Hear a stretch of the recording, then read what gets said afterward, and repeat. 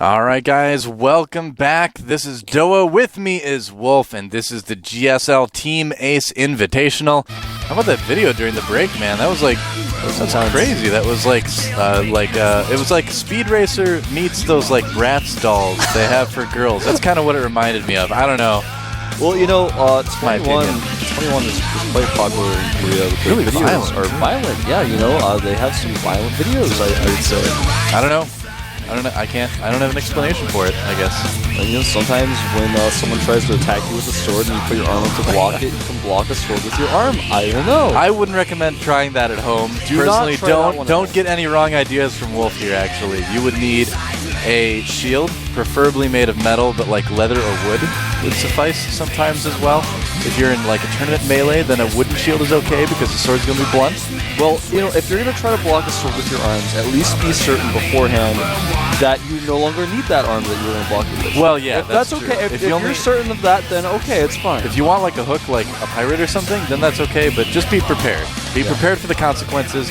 Are you prepared for some more awesome StarCraft 2 games? Maybe potentially awesome. We don't know if they're going to be awesome yet.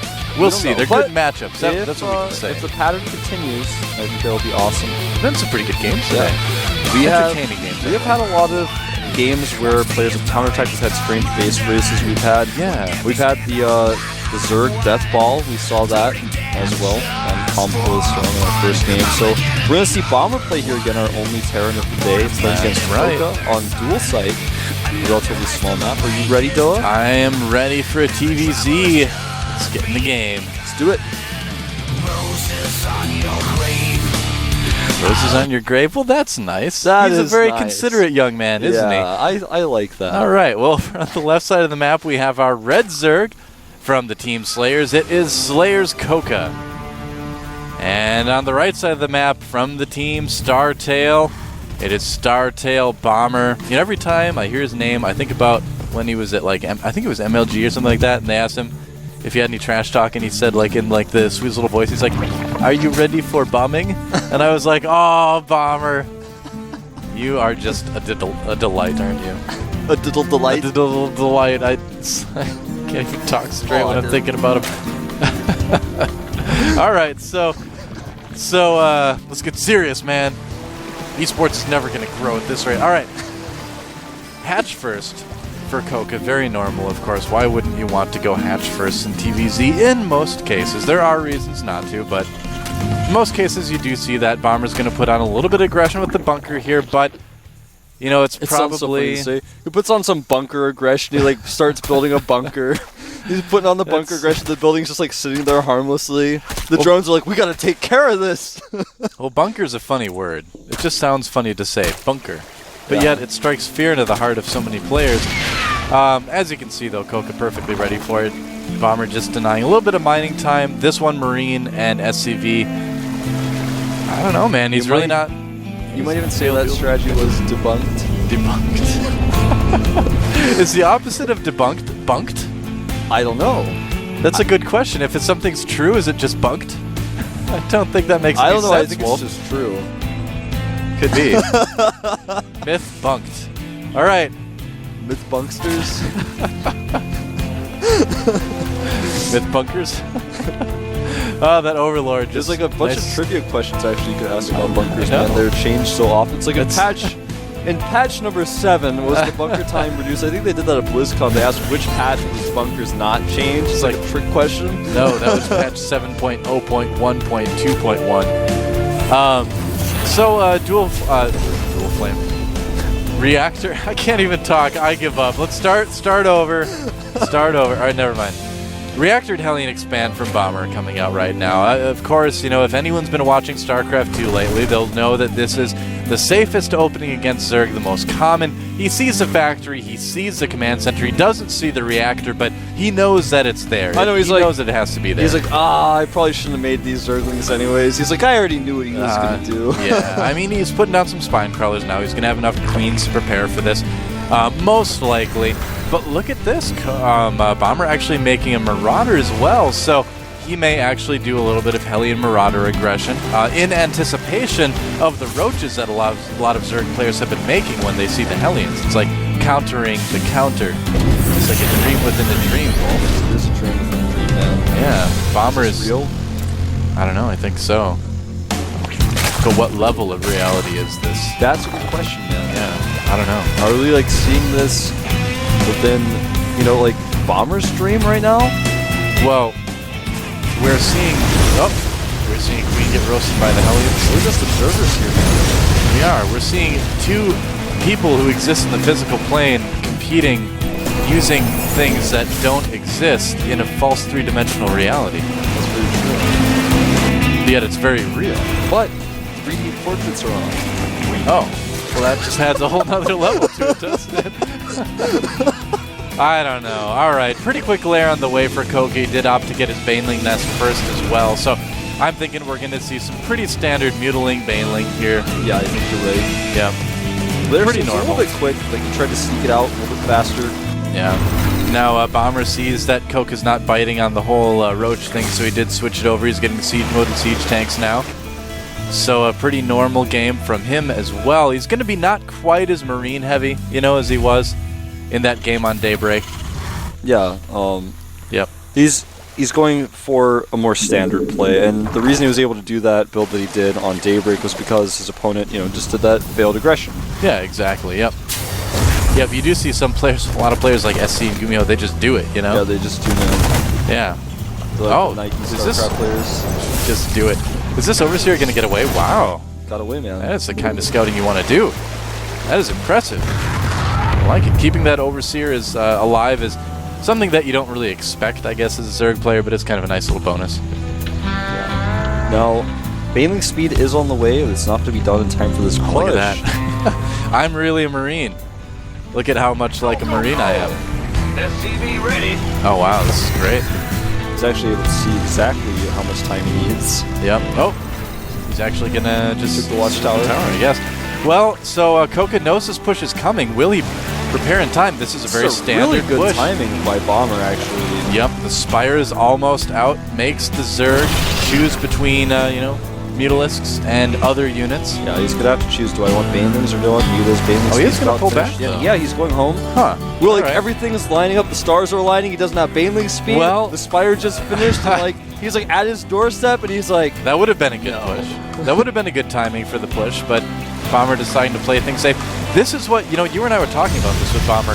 He's got trouble sometimes with a bit of indecisiveness in his play. He gets nervous sometimes. He definitely does, and I'll tell you guys, Overseer is so lucky. A little bit about his pro career. I mean, you guys probably, some of you watching. Oh, never mind. That Overseer can't watch anything anymore. All of his eyes just popped off. You. But in his Blue War career, he actually was not a very successful player. Did not play very often. He was kind of like a B-teamer. And you guys have seen Juani does translations for Artosis, and he's a really awesome translator. But anyway, I was talking to him about Bomber the other day, and he said, of course, I worked with Istro, so I knew him really well, and he was so nervous, and he was really wanted his career to be big, but he just couldn't make it yet. Now in StarCraft 2, he was so big almost, that I think he almost got a little bit pressured by that. He was like, well, now I'm so good, and I'm stressed out because so many people like me, and for a time... Look at that, running the gauntlet with those Mutalisks. Yeah, he just trying actually to do a ran scout. through everything, man. That was a nice little move by CoCa. Didn't really do any damage, but he got a lot of good scouting in there. Please continue. Well, I was just going to say, so basically the idea here with Bomber is that now he's got a huge career, but there's a lot of pressure on him. He still wants to do really well, and you can see that he gets a little bit stressed by that. And everyone does, of course. Well, the thing is, too, as we see these units do a little bit of harassment, but there's enough turrets there, enough Marines that he shouldn't do a whole lot. Oh, he's really pushing it there. Ooh, so close. But Bomber, you saw after he had that success, you know, he won an MLG, did very well in the GSL for a little while, won Code A, beat MVP in a best of 7. He started to kind of showboat a little bit in a lot of his games. Yeah. He was mule dropping really early and all that, and he started like losing a lot of those games. Not necessarily because of that, but he became very careless. And after that, I've heard some people say that know him that, you know, it really shook him up a lot. And since then, he hasn't really played quite to the level that we've seen in the past, too. So he's a guy who just, as many other programmers, he wants to be known, he wants to be famous, and he was for a time, I mean, you guys know this, as everyone in Korea said, he's scary. He's one of the strongest players right now. I can't beat him on the ladder. Oh, speaking of something scary, he gets the really big push from CoCa. That's a lot of mutas, and there are not many Marines back here. not very many Marines back here. That commander never did finish. They're not very Marines. There are not very Marines back here, man. No Mutalisk is very I'm telling you, there. I'm casting civilian tweets. Everything you say has to be under 140 characters. And then PLC, follow me on Twitter at ProxyWolf. I like shorten my own Twitter name, but that doesn't work. I'm like, that doesn't work at all. No, that won't help.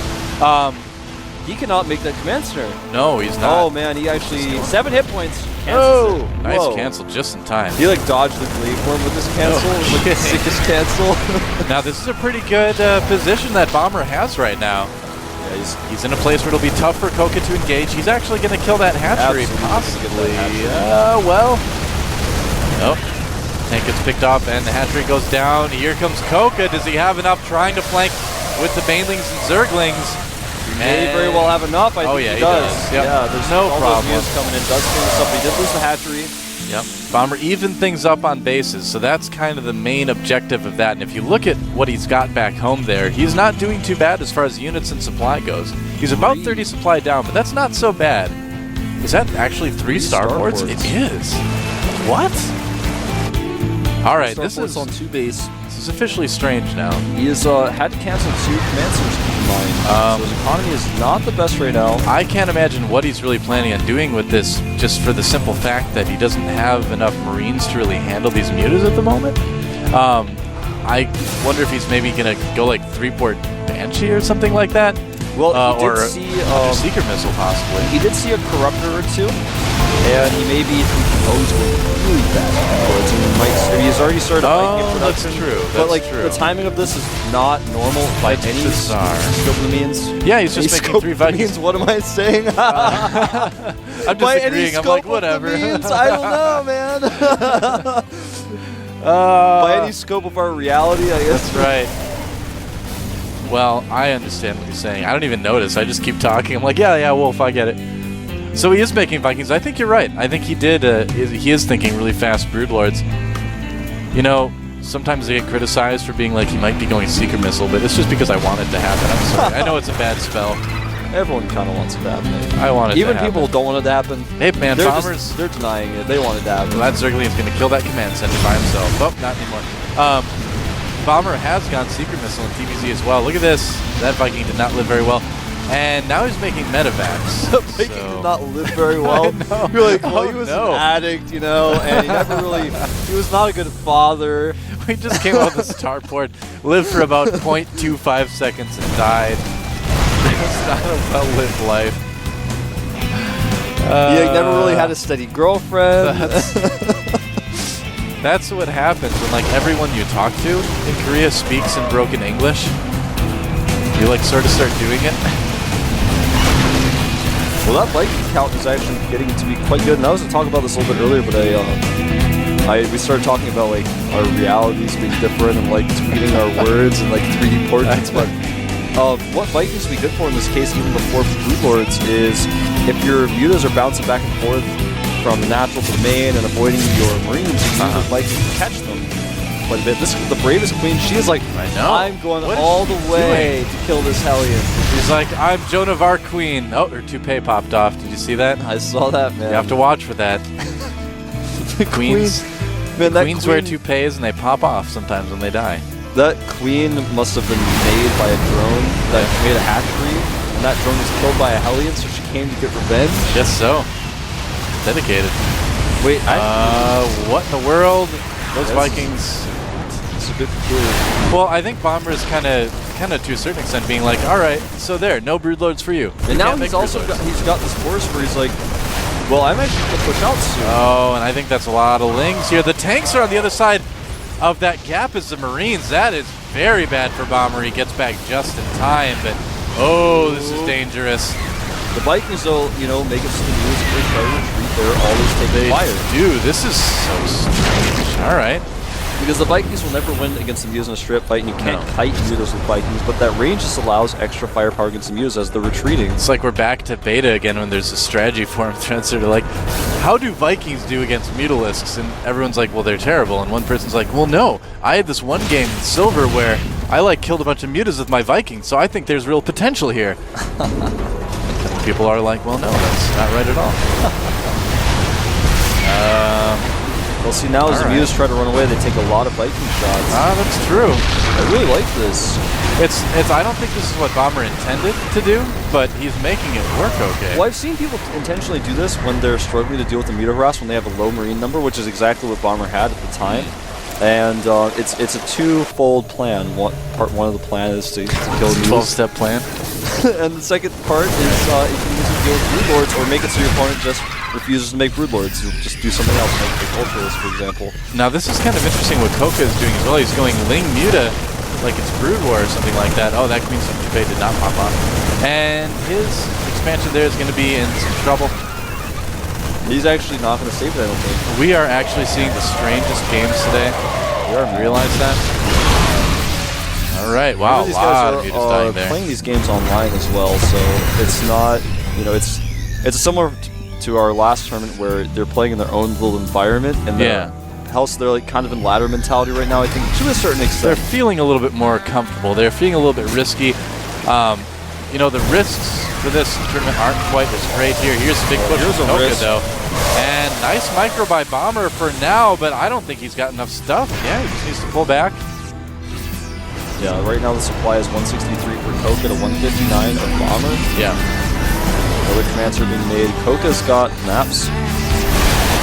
CoCa's got maps. That's true. He's got maps, man. He's all up on those maps. He's got creep all over the map was what I was attempting to say. That's just kind of like a hip person way of saying you've got map control. He got maps. He got mad maps. CoCa's got some sick maps. He's got some mad maps. Oh, but CoCa, he's losing his maps. Hey, man. His creep tumors are getting taken out. His creep is receding. He's the mad mapper, man. So I'm waiting for him to run right to the main, but he's not committing yet. I almost wonder if CoCa's being a little bit too aggressive here. Well, he's giving Bomber the chance to keep even armies with him. He's never having to... Oh, I don't think this is a good idea at all. Yeah, this is not a good engagement for CoCa, really. Bomber, though, not microing his Marines. Oh! Losing a lot, but he still has so many left over. That was like the most terrible situation for Bomber. Like, no matter what was going to happen, though, Bomber was going to win that fight, but he was like, well, I guess since it's almost impossible for you to win this fight, I'll give you as much as I can. It was bad for both players, really. It was like Bomber is like, well, I can't really micro, but I've just got so much more stuff, and you're attacking through a narrow choke, which is nice. But CoCa is taking a lot of bases. Like we said, he's got maps. He's got mad maps. And so Bomber is still in a bit of a difficult situation. Whenever he moves out with his army like this, he becomes very vulnerable to counterattacks. CoCa could pretty easily take that third and just sack his lower right base. Yeah, and in fact, I think that's... I might just go for the natural, too, I guess. You go for the natural instead, which is actually the most difficult... This is a terrible place to engage. Yeah, is it just me, or is like attacking through this choke point time and time again just not going through CoCa's head? It's not a good place to fight, man. It's pretty bad, you're right. There's no question about that. Am I crazy here? Oh, no, that's pretty bad as well. Infestors getting taken down. Oh, no, he lost all of his Infestors except for one. That is not a good situation. The last one gets taken out. Yeah. That Infestor was the 1%, but I guess it doesn't matter. Yep. All right, here we go. CoCa engaging again, but he's lost so much from all this aggression that Bomber is able to kind of push him around the map a little bit. Those Marines stim, they're like, why did we stim? Like, we're just drug addicts. They just like drugs. Yep. That's what you do if you're a Marine. You just jump out of a... They're like, should we kill the extractor? They're like, not sure. You jump out of a plane. Make this choice, man. You do drugs and then you chase after other planes. That's what you do as a Marine. All right, and CoCa again, not a lot of units here. A lot of Banelings being taken down. The siege is a little bit late here for Bomber, though, and that is actually going to spell disaster for that army. Oh man. Yeah, that was disaster. Yeah, I think spelled with the capital P there. That's right. Capital S at the end, too. Or in the middle, I guess. Oh, man. I don't know where the S goes. Well, I mean, I actually just went hysterical after you told me about what Marines do, man. You said they ride around in a plane, drop out, take drugs, and then chase other planes? Is that what they do? That's what's on the form when you sign up. I've seen the form. I was thinking about signing up. I was like, no, I don't know, man. Well, okay, so you get in a plane, You jump out of the plane. This is just silly. You take drugs and you chase other planes. That's what you do. That's what you do, man. Or at least other things that fly.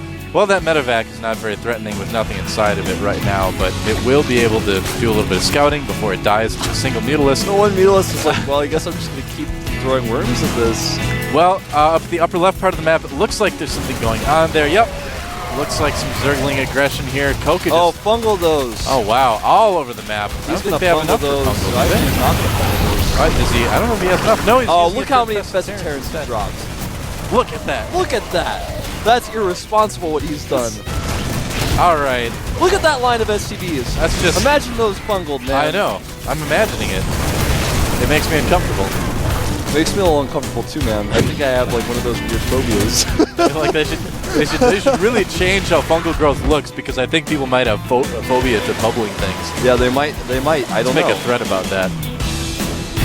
You know, the thing about phobias is they're irrational. I know. That's right. When I look at fungal growth, it makes me itch. I don't know. I'm sorry for those of you guys who out there are phobias, but if you overcome the fact that it's irrational, I think you'll be fine. I used to be afraid of bees, and you know what? This one got myself stung by bees. I'm fine. Yeah, actually, I had a similar experience. You know, there are rational fears, like, so he was like, I'm afraid of heights. I'm like, that's rational, actually, that you're afraid of heights. Because if you fall, you'll die. That's actually, true. That's normal to be afraid of. You know, I was actually terrified of heights when I was younger. You know what cured it for me, actually, though? What's up? Skateboarding. Ah. Yeah, skateboarding, like half pipes and things like that. You can't stand at the top. Oh, that is just That funny. is the nosiest infestor, man, the world has ever seen. Look at that infestor. He just wanted to be a changeling, actually. That's what he thought his career path was. I don't know. This game has just gotten very silly. CoCa continues to kill Bomber's armies, but he never has quite enough to finish the game. He's gradually going to overrun him. I mean, CoCa, in theory, should win this game. Well, I guess it's not in theory anymore. It's just a fact, Wolf. It's just a fact, CoCa won that game. GG. GG. Well, that was one of the silliest games I've ever seen. Yeah, I mean, Not gonna lie. We had bad engagement after bad engagement after bad engagement. Yeah. And a lot of at the beginning, I was like, well, I mean, we're seeing this from an outside perspective. We have a bird's eye view of this game, you know, and these guys are making weird choices. But then after CoCa attacked into that choke point like the third time, I was like, all right, well, something is not clicking here. You know, it was an entertaining game. I enjoyed watching, enjoyed casting it with you, but it wouldn't be the game I would show people if someone was like, give me an example of really high-level Korean StarCraft 2 play. Yeah. I wouldn't be like, you should go watch CoCa versus Bomber. Well, if someone said like, could you paraphrase this game? I would have CoCa with like a star-shaped thing, and he's trying to put it into a square hole. It's not going to fit. I would just, if someone asked me that, I would just link them to a YouTube video of that fish slapping dance from Monty Python. It's the two guys like dancing around, slapping each other in the face with fishes. That's actually what it reminded me of. Anyway, next game. Let's move on. Let's move on to the next one. Taldrim Altar will bring us NS Hoso Sage versus Boom Boom Prime.we. Yep, another one of our PVZs. Yet another PVZ. It's PVZ Day here at the Team Ace Invitational with Doe and Wolf. Brought to you by the GSL. This is our global StarCraft 2. Are you guys ready? I can't hear you. It's like I still can't hear them, Wolf. They're out on internet land. Aw, these guys actually aren't very enthusiastic, huh? This crowd is terribly here today. It's just because the studio's closed. It's an online tournament. Oh, it's an online tournament. Oh well. Well, we hope you at home are enjoying it. Definitely tweet at GOMTV if you've got any suggestions, or if you just like it, tweet at us. Tweet it Proxy Wolf. Tweet it GoSudoa. And let's move on to the next game here. I'm sick of sitting around, man. See some more StarCraft 2 here at the Team Ace Invitational.